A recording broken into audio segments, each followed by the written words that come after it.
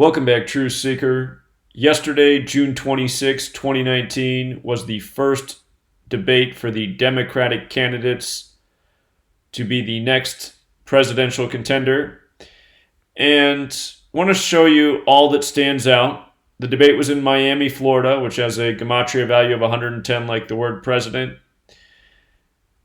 From the date of the first debate, there's going to be 20 candidates who debate, 10 on June 26th, 10 more today, June 27th. But the first of those debates yesterday, June 26th. From that date to the date of the presidential election, November 3rd, 2020, is a span of 71 weeks. And that's interesting because the debate was on a date with 71 numerology. And the headliner for the debate was Elizabeth Warren, who's going to be the only candidate out of the 20 candidates who will be 71 years old at the time of the November 3rd, 2020 election.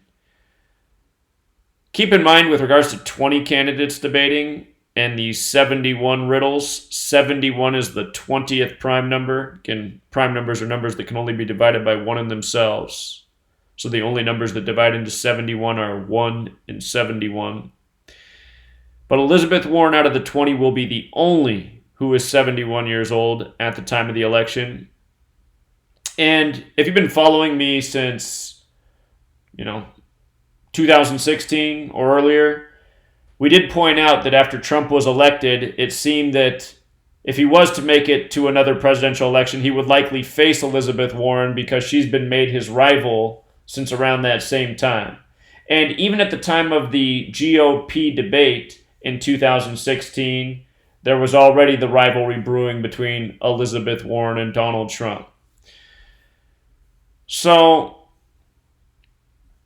the other thing that stands out is Elizabeth Warren. She launched her campaign earlier this year on February 9th, 2019. I have a video on it if you want to go back and look.